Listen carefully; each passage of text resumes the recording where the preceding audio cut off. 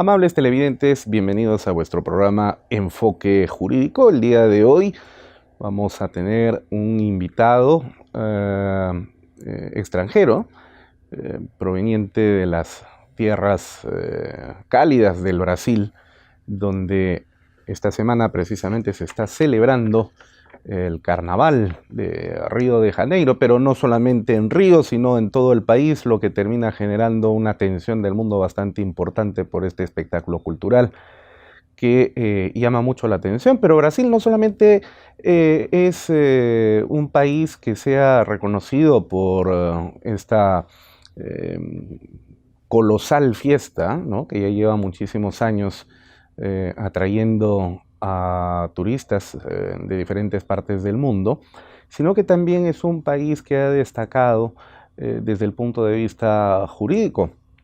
En el campo, por ejemplo, solamente para citar un caso de la filosofía del derecho, hay que recordar al gran maestro paulista Miguel Reale, creador de la teoría tridimensional del derecho, que constituyó probablemente el más importante y grande aporte en la filosofía jurídica en el siglo XX, y que a la par con el trabajo desarrollado por el profesor Carlos Fernández Cesarego aquí en el Perú, por su parte también creador de la teoría tridimensional en un momento en el que no existía conexión y comunicación como la tenemos el día de hoy. Estamos hablando de la década de los 40 del siglo pasado. Sin embargo, arribó a las mismas conclusiones, aun cuando desde consideraciones filosóficas distintas, diferentes, ¿no? El caso realiano, basado sobre una clarísima filosofía neocantiana, y en el caso de Fernández Cesarego sobre bases de carácter humanista de tipo existencial. Pero lo importante es que Brasil ha desarrollado mucho en el campo del derecho, y expresión de ello es precisamente los importantes aportes que se han venido realizando para el mundo jurídico en el campo del derecho civil, el derecho constitucional, el derecho administrativo, entre otros. Probablemente el tema del idioma y la falta de traducciones de textos especializados del portugués al castellano han impedido de que volquemos nuestra atención a las importantes obras y trabajos que se han ido desarrollando a lo largo del siglo pasado en nuestro hermano país de Brasil. Pero nosotros desde Enfoque Jurídico recomendamos que tomen con bastante atención la producción brasileña, que lo decimos con un conocimiento de causa realmente bastante importante. Entonces, con esta introducción yo quiero presentar a nuestro invitado el día de hoy, el doctor Arthur Ricardo Rax. Él es doctor en Ciencias Jurídicas y Sociales por la Universidad Museo Social Argentina, especialista en Derecho Administrativo y Derecho Constitucional, es miembro de la Academia Brasileña de Derecho Tributario y poseedor además de un extenso currículum, del cual solamente lo sintetizamos en esta nominación, porque si no, en lo contrario, todo el programa nos lo pasaríamos leyendo el importante currículum de nuestro invitado. Arthur, bienvenido a Enfoque Jurídico y bienvenido al Perú también. Muchas gracias, es siempre una satisfacción conocer diferentes culturas, saber que hay mucha gente que acompaña nuestros pensadores, como por ejemplo el doctor Miguel Reale, que de hecho hizo un trabajo increíble, mundial, es reconocido mundialmente, incluso acá con nuestros hermanos en Sudamérica. Y para mí siempre es una satisfacción hacer este trabajo de conocimiento y de agregar conocimiento, ideas, dividir también esta parte de que siempre nuestros países pueden cambiar informaciones, interpretaciones de la ley, de los textos, de culturas, y básicamente creamos una situación siempre mejor para cada ciudadano, sea brasileño, peruano y bueno, todos que están acá en la región de Mercosur y Sudamérica en especial, y también con nuestro conocimiento, con esta amplitud, pasar una idea para el mundo. Tú has venido invitado por el Centro de Estudios Constitucionales del Tribunal Constitucional Peruano. Has participado como orador principal, expositor en la conferencia magistral Ejecución de Sentencias Constitucionales contra el Estado, que se llevó a cabo el pasado lunes 17 de febrero. Y has enmarcado tu exposición justamente en torno a esta relación que existe entre lo constitucional, lo administrativo y la tutela jurisdiccional efectiva, que tiende a proteger los derechos de las personas naturales y jurídicas también, pero que en determinados momentos tienen que accionar contra el Estado porque el Estado algo está haciendo mal, para decirlo suavemente, digamos, ¿no? En este ámbito, que enlaza lo constitucional con lo administrativo, a veces se ha pensado que son dos ramas totalmente apartadas y diferentes, y en realidad eso no es así, porque lo cierto es, yo no sé si comulgarás tú conmigo en este punto, que el derecho administrativo se encuentra mucho más vinculado con el derecho constitucional de lo que tradicional y comúnmente se podría creer, inclusive más que otras disciplinas del derecho. ¿Compartes esta apreciación, Ricardo?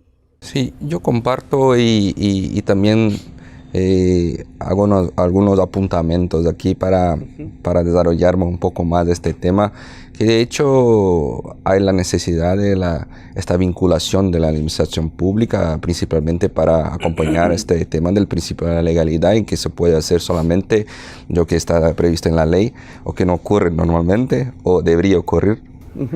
Y este tema es interesante también porque cuando estábamos con esta conferencia magistral, mencionamos la cuestión de algunos países tratan la ejecución de sentencia contra el Estado de manera que hay la necesidad de agotar todo el derecho administrativo o las instancias administrativas para después recurrir a instancia de poder judicial.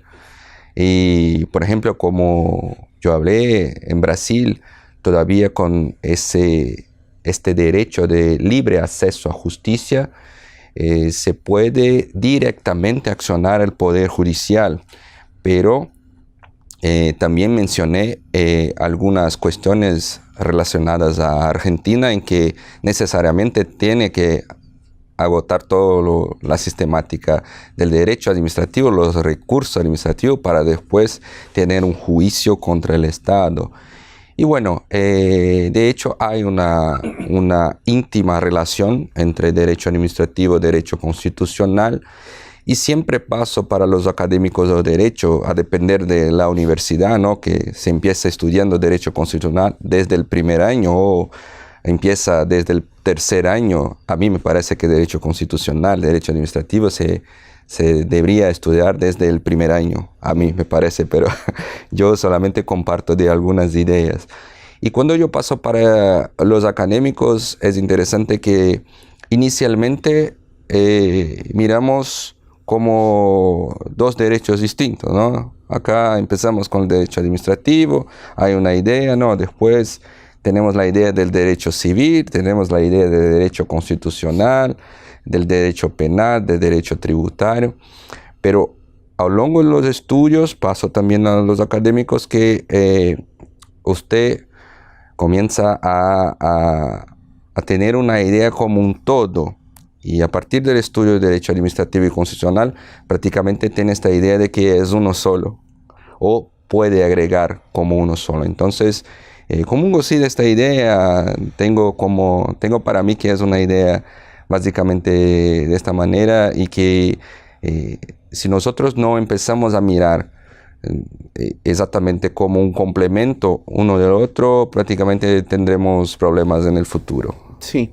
Ahora, manifiestas que en Argentina, en Brasil, y te cuento que aquí en Perú también sucede exactamente lo mismo en relación al hecho de que en determinados casos es necesario agotar la vía administrativa previamente al inicio de un proceso judicial. Sucede para los casos de procesos constitucionales, por ejemplo, el amparo.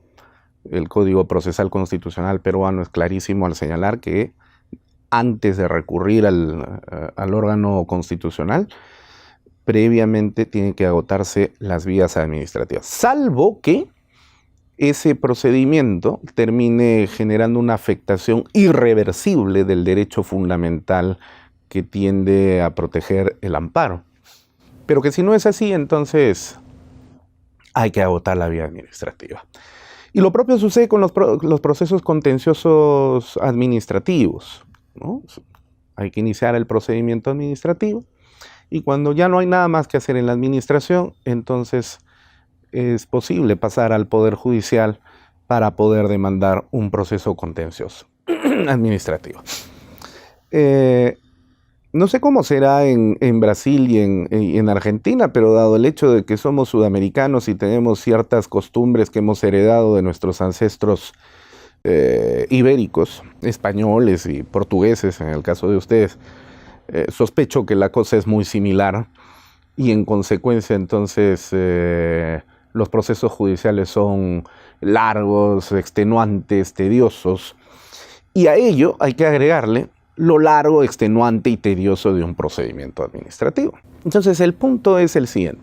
Hace algunos años atrás el Tribunal Constitucional en el Perú, apelando al control difuso de constitucionalidad, según el cual cualquier juez puede inaplicar una norma cuando encuentra una colisión directa entre la norma infraconstitucional con la Constitución, extendió esta facultad al ámbito administrativo, para que la administración también pudiese declarar inaplicable una norma administrativa y prefiriese la aplicación de la norma constitucional.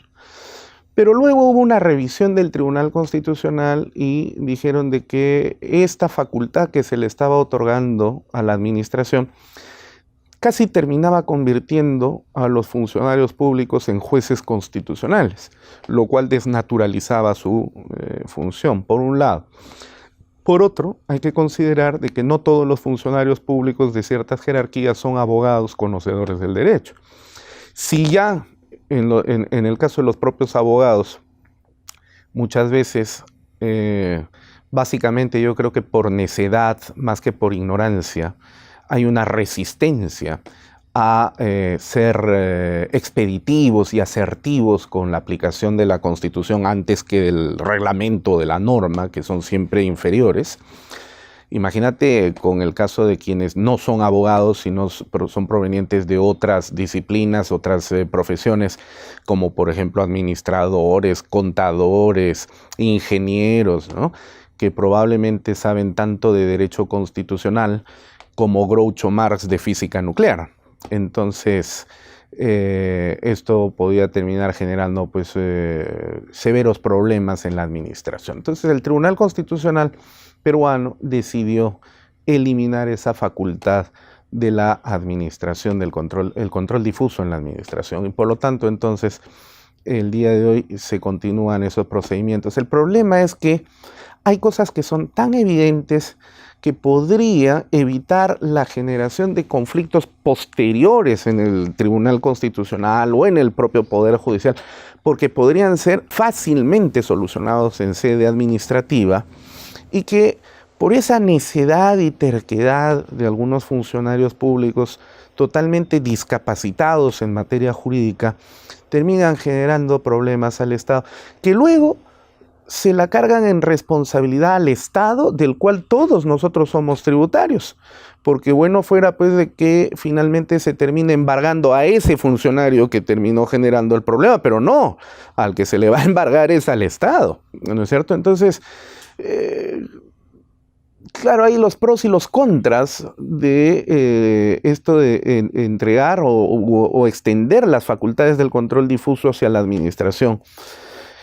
Pero en todo caso, ¿cómo sientes tú que podría generarse una serie de procedimientos más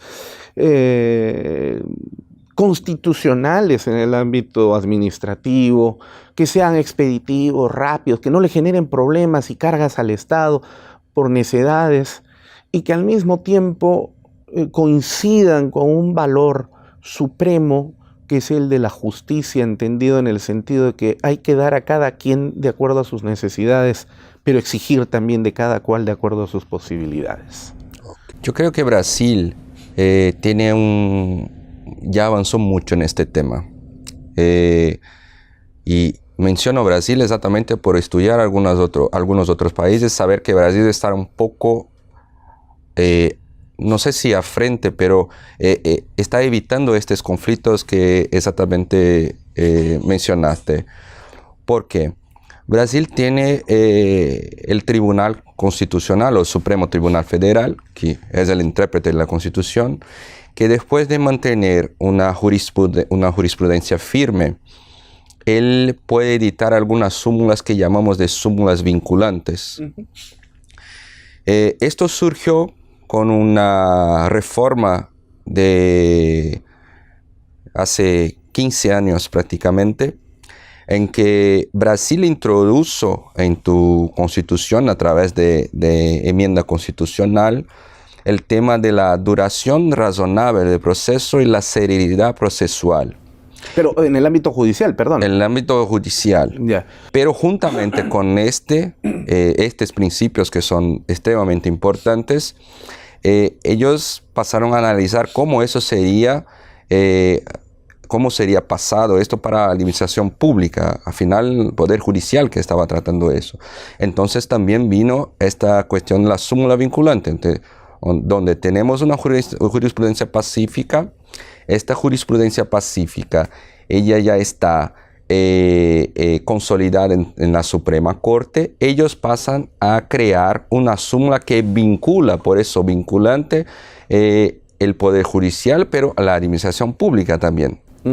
Entonces, esta súmula vinculante tiene como objetivo no entregar esta potestad de interpretación de la Constitución a los órganos de la administración pública y, por supuesto, evitar este conflicto, porque desde que hay una súmula vinculante en que algunos temas, no todos, siempre vamos cambiando y paso a paso creando más, pero la mayoría de los temas que ya están pacificados por la Corte Constitucional, esto tiene un vínculo directo con la administración pública, que por su vez no puede también hacer las veces del Poder Judicial y pasar a interpretar la Constitución para dictar si una ley es constitucional o no es constitucional. Entonces, cuando creamos este tema de la discusión administrativa, normalmente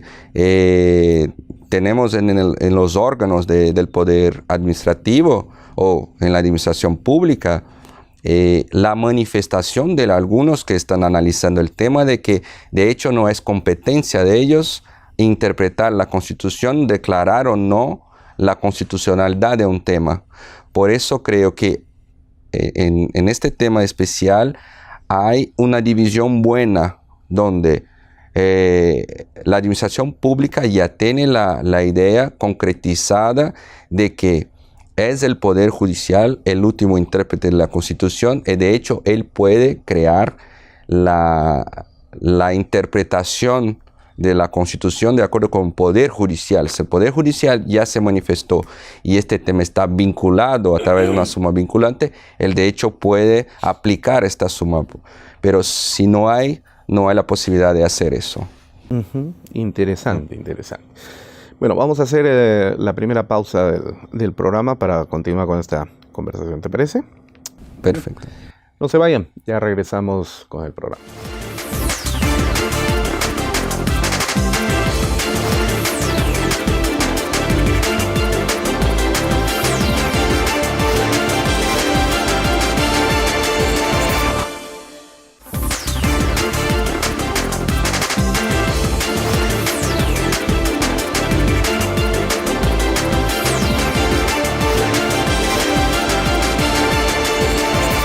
Bienvenidos nuevamente al programa. Seguimos conversando con nuestro invitado, el doctor Arthur Ricardo Rack, de la República del Brasil. Arthur, a propósito de la mención a Miguel Reale, te comento brevemente que yo conocí la obra de Reale el año 1996, lo recuerdo clarísimamente, cuando era yo estudiante de pregrado en la Facultad de Derecho en la universidad, y llevaba el curso de Filosofía del Derecho, que era un curso diferente al de Filosofía, porque ya habíamos llevado Filosofía General y después Filosofía del Derecho. Entonces conocí la obra de Miguel Reale. Me captó de inmediato. Me sedujo, me pareció una brillante idea la de encontrar la relación dialéctica existente entre estas dimensiones ontológicamente determinadas de las cuales proviene el fenómeno jurídico, porque cuando nosotros hablamos de derecho, a veces por el uso de la palabra, ¿no? En portugués se dice direito, ¿no? Direito. Direito. Se suele pensar de que el derecho solamente está vinculado a la ley, y no es así. El derecho es mucho más que la ley. En realidad es un fenómeno social y por lo tanto ancla sus raíces en los hechos sociales de los cuales proviene. Y eso ya nos está vinculando con un aspecto sociológico, pero cuando el derecho regula la conducta de las personas, de los seres humanos, de las instituciones, de las personas jurídicas, entonces apunta a la concretización de valores que son convertidos en disposiciones jurídicas, lo que nos lleva entonces a considerar una dimensión axiológica, valorativa, que aterriza precisamente en la fuerza imperativa de la norma jurídica, de la ley. Entonces, esta unión de hecho social, valor y norma fue una intuición brillantísima de Reale en la década de los años 40, y luego la producción de su teoría tridimensional pues, fue sencillamente fantástica. Luego han venido algunas otras teorías denominadas multidimensionales, pero que en realidad, vistas estas con un ojo experto, no son sino derivaciones de la teoría tridimensional, así de simple y sencillo. Por ejemplo, cuando se habla del tetradimensionalismo por la inclusión del tiempo, eso ya está presente en el hecho social, porque obviamente el hecho social no es estático, es un hecho social que se está moviendo en el tiempo, de manera tal que ese hecho social es un hecho social histórico y culturalmente determinado, ¿no? De manera tal entonces que no hay necesidad de hablar de un tiempo histórico en ese sentido, porque ya está presente ahí. Así que la obra de Reale brilla precisamente por esa magnificencia epistemológica. Y tanto fue así que yo la convertí en objeto de mi tesis precisamente, y cuando opté por el título profesional de abogado, mi tesis fue, o llevó este nombre, ¿no? La dialéctica de los hechos sociales, valores y normas como definición ontológica del derecho, ¿no?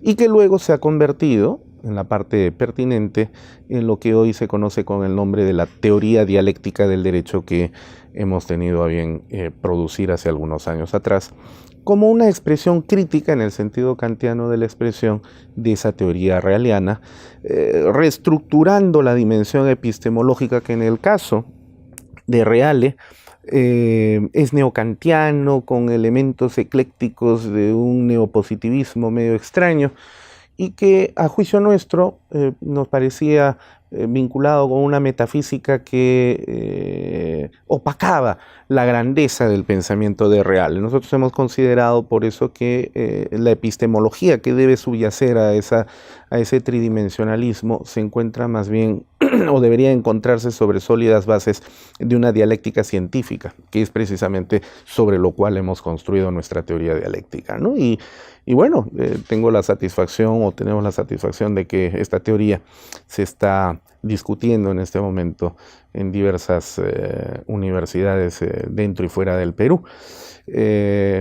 Voy a hacerte llegar un ejemplar de este texto para tus respectivas críticas, ¿no? Que a mí, por supuesto, me interesa mucho.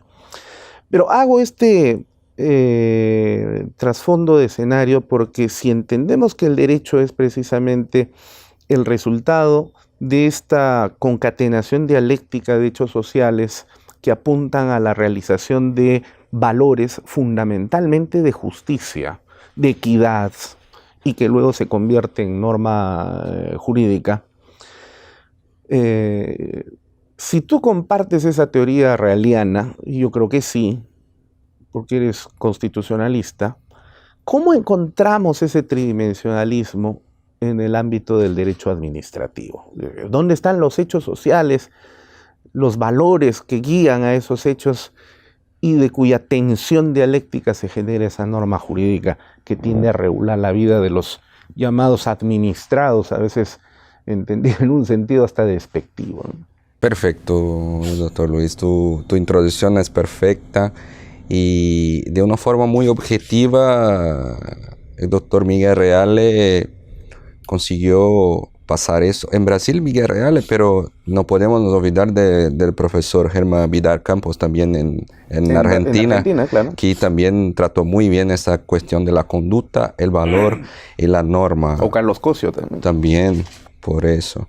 Entonces, esta cuestión tridimensional entre la conducta, el valor o la cuestión de la teoría axiológica y de hecho la aplicación de esto en la norma, creo que es un paso que avanzamos. La interpretación general de Kelsen, que nos ayudó mucho, pero básicamente trataba la teoría pura del derecho, donde nosotros avanzamos a partir de que creamos esta parte de la valoración del derecho. Pero para contestar a este tema de tu pregunta, cómo aplicar esto en derecho administrativo, ¿no? Yo creo que antes de esto nosotros tenemos que partir directamente entre derecho y desde el derecho, la interpretación del derecho, cuál constitución que tenemos en nuestro país. Y esto básicamente llamo de la identidad de la constitución. En tu país, ¿cuál es la identidad de la constitución? Y más, en un país que necesita de una constitución que de hecho se aplique estas normas, valore estas normas en derecho administrativo, las situaciones frente a los administrados, ¿cuáles son los principios que rigen esta constitución, que hacen básicamente esta parte de la columna vertebral, acá se habla así, ¿no? Sí. Columna vertebral del derecho constitucional, porque partimos del derecho, la aplicación o la creación en una constitución que para estos derechos serían aplicados con efectividad y con la supremacía sobremanera de la constitución, tenemos que crear una identidad de la constitución. Me acuerdo, siempre mencionó el tema de la tesis. Creo que menciona en mi tesis, pero desde el primer trabajo de Derecho Constitucional, yo hice, creo que en mi conclusión de curso y después en mi posgrado en Derecho Constitucional, que mencionamos siempre el tema de Ferdinand Lassalle. ¿Qué constitución que tenemos? Tenemos una constitución que es solamente una hoja de papel y que no se aplica, y eso tenemos que avanzar. O tenemos una constitución que de hecho tenemos valores, que analizamos esas conductas y creamos a partir de esas conductas sobremanera la aplicación entre la conducta, la valoración y las normas. Entonces, a partir del momento que creamos la identidad de la Constitución, avanzamos un poquito más para este tema de la justicia. El profesor Michael Sandel en Estados Unidos hoy hace mucho suceso exactamente porque trabaja este tema de la justicia. Pero, ¿cuál justicia también estamos hablando? ¿No? Porque filosóficamente podemos llegar a una conclusión que la justicia se alcanza a partir del momento en que tenemos un mayor número posible de personas contentas en tu país con la aplicación del derecho, ¿o no? A partir del momento que aplicamos el derecho en un régimen de paridad, independiente de cuántas personas van a alcanzar esta norma, tenemos que llevar en consideración ese derecho. Entonces, la idea es, en este tema, por ejemplo, que mencionamos, la ejecución de sentencias constitucionales contra el Estado, tenemos la cuestión de la influencia en la economía en la Constitución.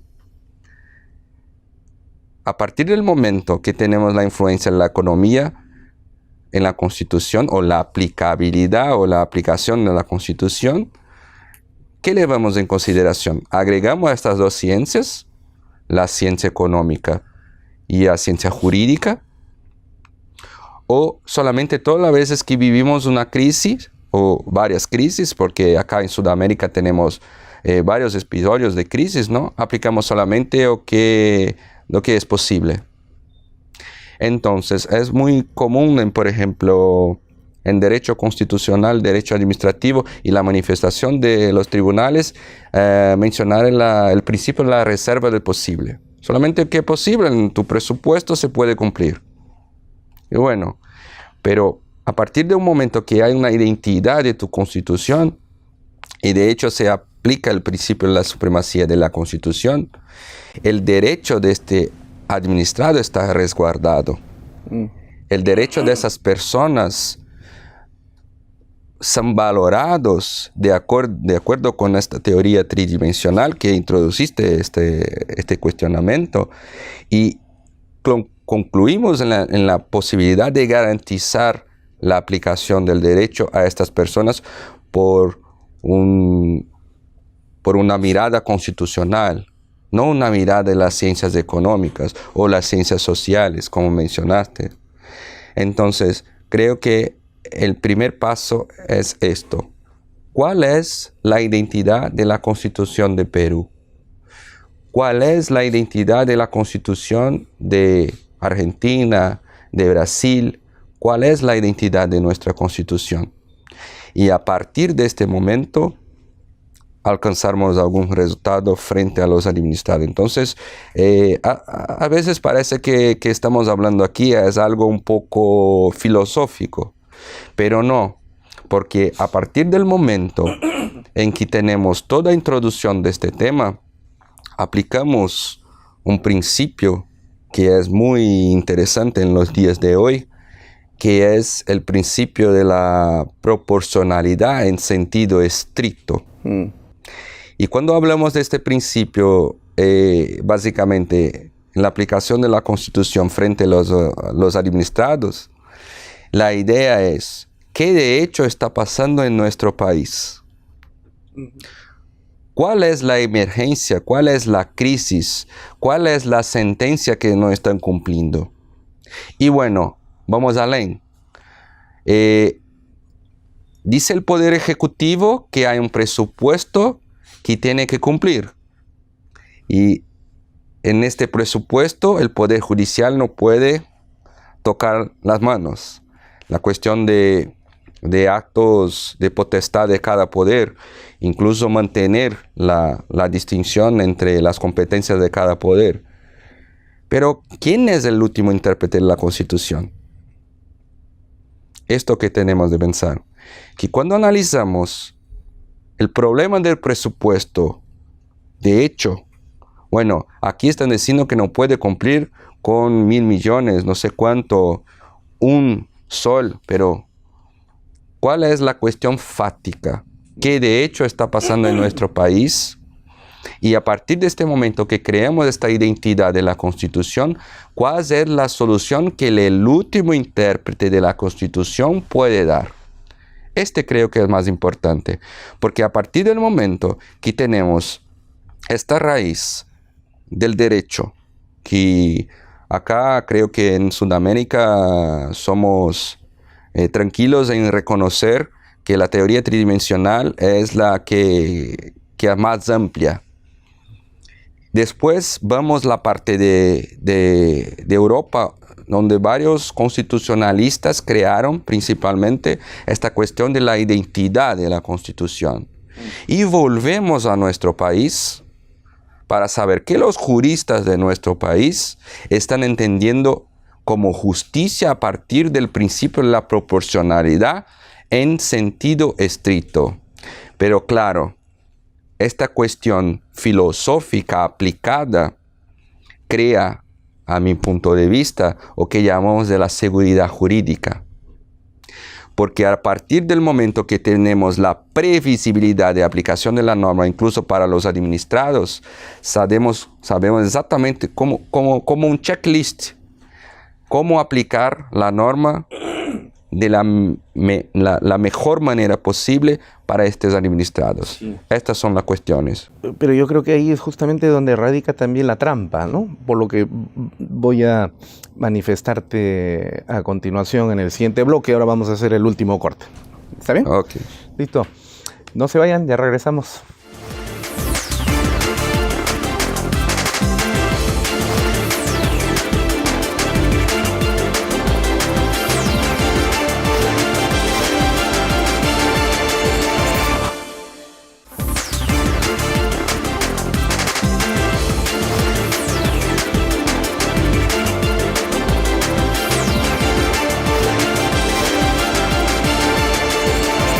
Bienvenidos al último bloque del programa del día de hoy. Seguimos conversando con el doctor Arthur Ricardo Racht.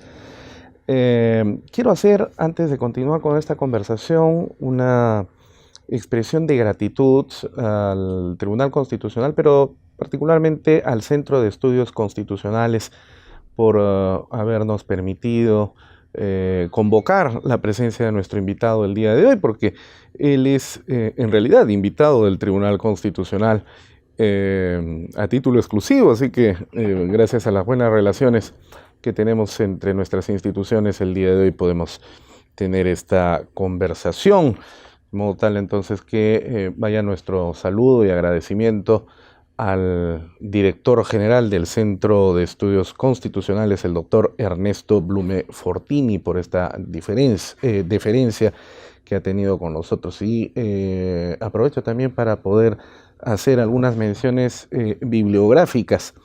El Centro de Estudios, que hasta hace poco estuvo dirigido brillantemente también por el doctor Carlos Ramos Núñez, nos ha hecho llegar estos textos recientemente publicados, que son los siguientes.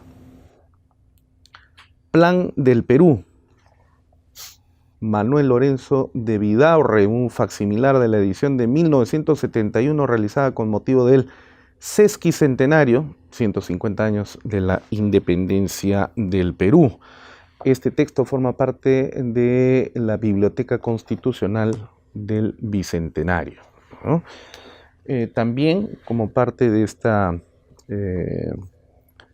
producción, de esta biblioteca, tenemos este libro, que también forma parte, reitero, de esa colección, titula Sátira Constitucional Peruana, selección de textos poéticos y satíricos sobre las constituciones del Perú en el siglo XIX, las constituciones de Felipe Pardo y Aliaga y Manuel Atanasio Fuentes, más conocido como El Murciélago. Y este texto, de manera especial, quiero hacer referencia a esta importante labor del Centro de Estudios Constitucionales, que ha venido a editar esta colección de Mujeres Juristas, este libro presentado por Luz Jarrín de Peñalosa, Derecho de Alimentos, que busca dar mayor difusión de los trabajos de investigación realizados por mujeres que en su momento fueron trabajos invisibilizados, ¿no? Ese es el caso de precisamente Luz Jarrín de Peñalosa, que en vida fue una persona que realizó numerosas obras con la finalidad de favorecer a la mujer y a los niños en estado de abandono. Importante texto. Y este, que es el tomo 9, que contiene la jurisprudencia relevante del Tribunal Constitucional entre enero y diciembre del año 2018. Muchas gracias al Centro de Estudios Constitucionales por esta producción bibliográfica que sigue enriqueciendo los estudios en materia de derecho en el Perú. Bien,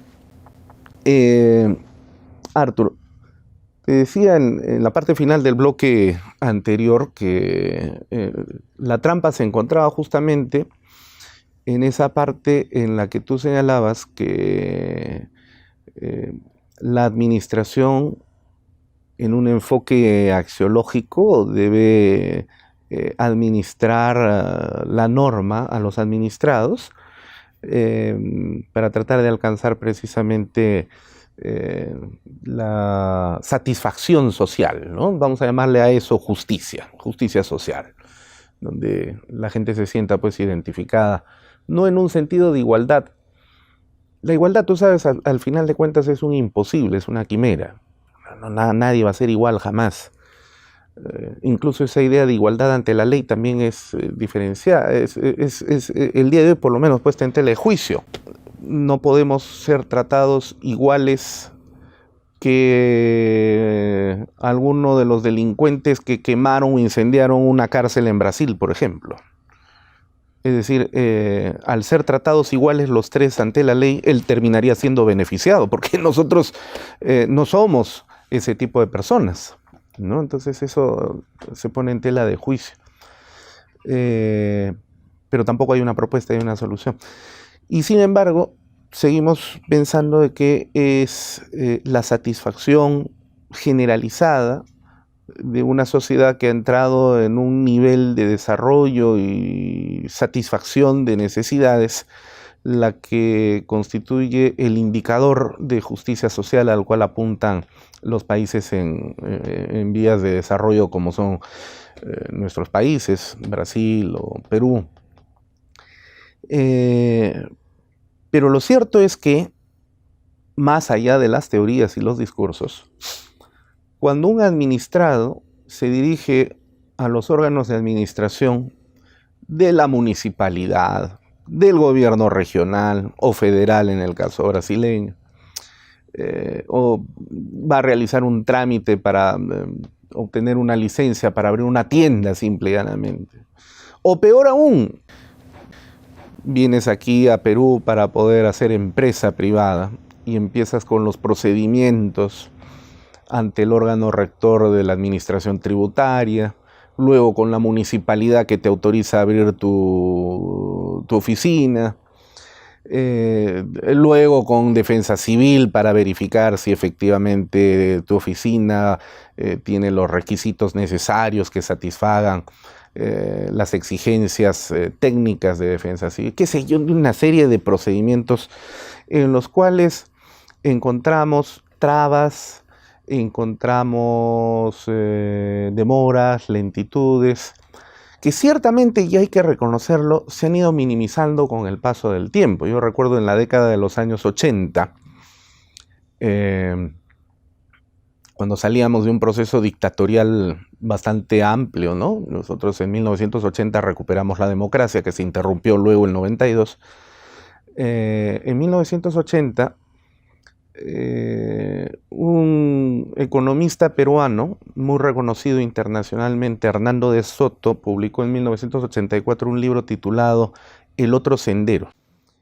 En ese libro él hacía un análisis de cuáles son las trabas que precisamente encuentran las grandes mayorías para dejar niveles de pobreza y emerger hacia sectores mesocráticos, ¿no? Uno de ellos tenía que ver con la administración, precisamente, porque si un emprendedor quería abrir una pequeña tienda de venta de abarrotes, arroz, azúcar, leche, o sea, cosas sencillas con las cuales poder vivir, acumular un poquito de capital y tratar de seguir creciendo. Que no le asegura convertirse en millonario, pero por lo menos le asegura tener una fuente de ingresos honesta y digamos, a la cual puede dedicar su atención. Pero para abrir esa tienda, tenía que presentar tal cantidad de formularios y papeles, ¿no?, que Hernando de Soto puso hoja tras hoja, hoja tras hoja, y encontró que había alrededor de 15 kilómetros de papeles. Entonces, al final, para abrir la tienda, que debía abrirse después de haber obtenido la licencia correspondiente, porque si lo hacía antes le venía la multa y le cerraba, para poder obtener esa licencia, pasaban pues alrededor de 8 años, ¿no? Entonces ya, ¿para qué vamos a hacer ese trámite? Entonces, la propia administración obligaba en ese momento, hoy lo sigue haciendo en cierta medida, a que los administrados terminen siendo informales y traten de buscarse las formas, porque recurrir a la administración francamente es una pérdida de tiempo. Reitero, eso ha cambiado mucho, por lo menos aquí en Perú durante muchos años. Por ejemplo, obtener el día de hoy el duplicado o el cambio por vencimiento del DNI te demora un día. O de la licencia de conducir, un día. Yo me he sorprendido. A mí me tocó, yo pensé, y ahora, porque ya se venció mi brevete, y dije, y ahora me voy a meter en un procedimiento, Dios mío, tuve que ir a hacer el proceso. Me demoré exactamente 1 hora, lo que en otra época me hubiera tomado seguramente más de 1 año. Entonces hay que reconocer esos avances. Pero eso es lo que tiene que ver con la tecnología, que son cosas simples. Pero cuando tú recurres a la administración para ver temas mucho más complejos, como por ejemplo denuncios mineros o temas de formalización empresarial de pequeña y mediana empresa o microempresa, donde se van a discutir temas algo complejos de derecho y donde los funcionarios no están capacitados para ello, entonces las cosas pues terminan generando dilación de tiempo y problemas que luego el Poder Judicial le va a dar la razón al administrado, pero mira cuánto tiempo va a tener que pasar para que suceda eso. Entonces, el punto es que, ¿cómo hacemos para que nuestra administración sea una administración mucho más efectiva? No solamente te estoy diciendo más rápida y célere, sino más efectiva desde el punto de vista jurídico. Porque claro, cuando uno recurre a un juez, tú tienes la seguridad de que el juez está formado en ley. Y entonces te va a dar una resolución final de interpretación de la Constitución o sobre la base de la Constitución de la ley, si es que te favorece o no el reclamo que tú estás haciendo. Pero eso no sucede en la administración. Yo estaba pensando, ¿no?, en el sueño de, por ejemplo, Max Weber. Max Weber decía que para poder desarrollar un Estado tiene que hacerse sobre la base del impulso de la burocracia. Pero la burocracia en la que pensaba Weber era una burocracia ilustrada, es decir, una burocracia educada, formada, ¿no? Comte en Francia, igual de la misma manera, cuando pensaba en la formación de un Estado moderno, el cual basaba en ese lema que Brasil precisamente toma para su bandera, orden y progreso, ¿no? Estaba pensando en una burocracia conocedora, ilustrada. En cambio, parece que nosotros hacemos el mayor de los esfuerzos para convocar a la peor gente para que venga a formar parte de la administración, y es ese el principal problema que luego tenemos cuando se generan trabas dentro de la sociedad. Entonces el tema no es solamente tecnológico, como esto de obtener tu DNI rápidamente, porque ese es un trámite inmediato, no debería demorar más.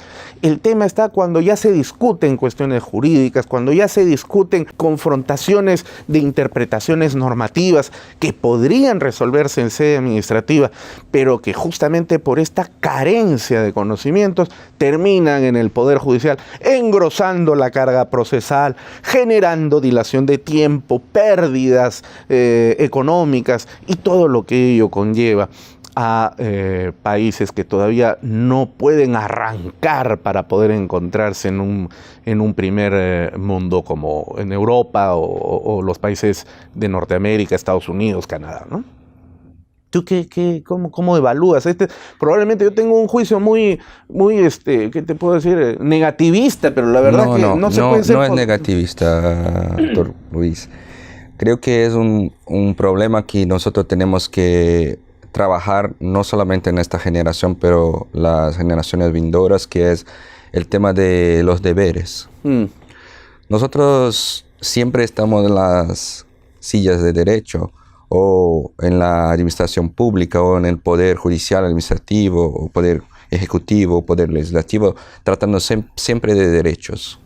Siempre hablamos de derecho, pero debemos a veces volver un poco en la época de Cicerón y tratar un poco de deberes. Nuestra sociedad no está acostumbrada a tratar de deberes. Estamos preocupados solamente con los derechos. Si entra un empleado en tu casa hasta que firme tu caderneta, de trabajo, trabaja perfectamente y está bien, pero después que firma la caderneta, no, ahora tiene un montón de derechos. Sí, pero tienen deberes también. Igual la administración pública. Los administrados o los funcionarios públicos, la gente que está dentro de la administración pública está preocupado básicamente con el concurso que ya pasó y bueno, ahora tengo mi salario en un mes, pero ¿cuáles son los deberes que yo tengo para prestar este servicio? No es servir el administrado de cualquier manera, porque yo tengo algunos deberes que tengo de cumplir. No es solamente pensar en atender de una manera X o Y, porque hay derechos que tenemos de pensar si vamos a aplicarnos, sino que yo tengo deberes. Cuando trabajamos con la administración pública, no es el principio del poder, es del deber poder. Antes de pensar en hacer algo en la administración pública, tiene que saber que tiene deberes frente a esta gente. Entonces, cuando trabajamos, por ejemplo, el tema de ejecución de sentencias contra el Estado tiene el deber de cumplir las ejecuciones judiciales. Tenemos el deber de cumplir con las indemnizaciones que el Poder Judicial está formatando, está edictando. Entonces, el problema que tenemos básicamente es de formación.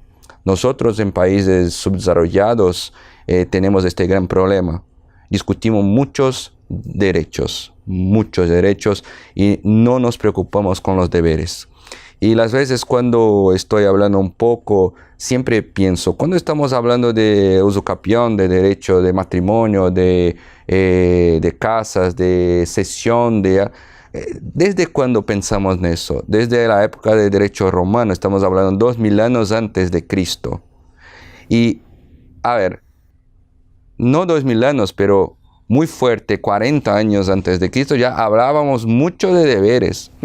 ¿Por qué ahora, estamos en 2020, no hablamos más de deberes? Todo el mundo reclama derechos, pero todos reclaman derechos, e incluso el Poder Judicial, el Poder Ejecutivo, el Poder Legislativo, básicamente afastan la responsabilidad de tratar el tema deberes. El tema que tenemos de centrar, creo, las próximas generaciones son los deberes. Los deberes de pagar las deudas del Estado, los deberes de prestar un servicio ejemplar para el pueblo, el deber de prestar un servicio para la gente que votó un político, el deber de pagar tus cuentas, el deber de hacer un servicio espectacular. Esto es, cuando desarrollamos este concepto en una sociedad, tenemos por supuesto un resultado mucho mejor. Entonces, esta concientización, no solo de la esencia de la Constitución, la identidad de una Constitución y la aplicación de la norma en una determinada sociedad, todo esto está involucrado con un tema muy importante que son los deberes. Si no pensamos en los deberes, jamás encontraremos una solución justa, que trabajamos aquí en esta hora la idea un poco de incluso de justicia. Nunca encontraremos el significado de justicia. Entonces tenemos que trabajar un poco más en este concepto, el concepto de deberes. Sí, sin duda. Para terminar, yo pienso de que por eso es que cuando hacemos esta definición de justicia, y lo he encontrado yo en varios países de América Latina, cuando pregunto en las conferencias o clases que doy en otras universidades, y aquí también en el Perú, a los estudiantes de Derecho, e incluso abogados, ¿no? A ver, defina usted justicia. Justicia es dar a cada quien lo que le corresponde.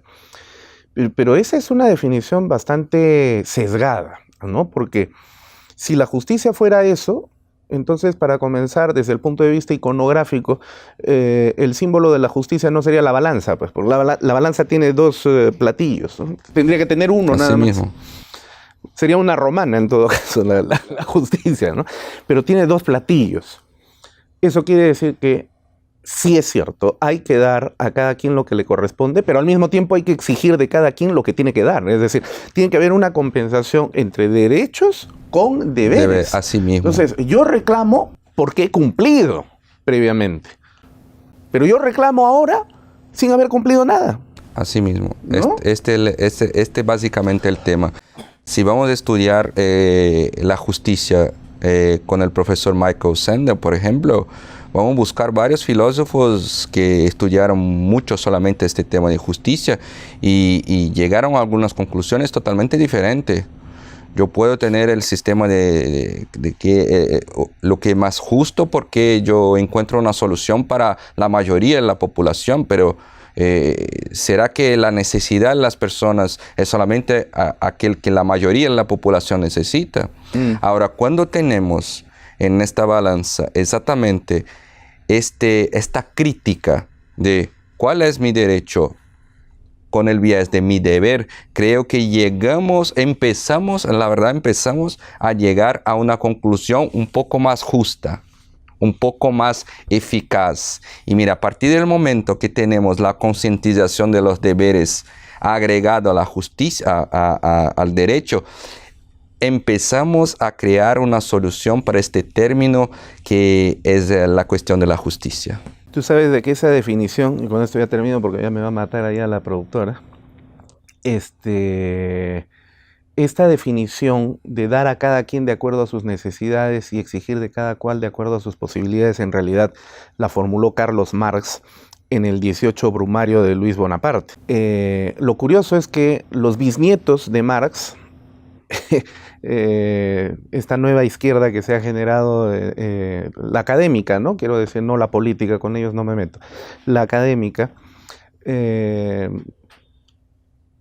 olvidó de Marx y solamente exigen el día de hoy derechos, inventan derechos, crean derechos sobre la base de nada y no contribuyen con nada, ¿no? Entonces creo que la reflexión final de esto es tratar de encontrar en este ámbito que vincula el derecho administrativo con el constitucional un concepto equilibrado, ponderado, equitativo de justicia. Así mismo, siempre pensando en los deberes, porque hablamos mucho de derecho, de nuevo, estamos parece que acostumbrados en nuestra sociedad a hablar de derechos. Necesitamos concientizarnos un poco más de nuestros deberes, así creamos un poco más sencillo este concepto de justicia. Muchas gracias, Artur. Te agradezco por esta posibilidad que nos has dado de conversar con nosotros. Espero que tu paso por el Perú, que es tu primera vez, ¿no?, en el país, haya sido y siga siendo, porque te quedas todavía unos días más, satisfactorio. Aquí te recibimos siempre con los brazos abiertos. Aquí tienes una casa más. Es finalmente suelo indoamericano, sudamericano, así que somos parte de la misma gran nación latinoamericana. Muchas gracias. Gracias a ustedes por la recepción, por ofertar esta posibilidad de nosotros siempre cambiar esas informaciones y agregarnos siempre un poco más. Claro, muchas gracias. Sí. Bueno, de esta manera llegamos entonces a la parte final del programa del día de hoy. Esperamos que haya sido de su entera satisfacción. Con ustedes será hasta la siguiente emisión de Enfoque Jurídico. Permiso.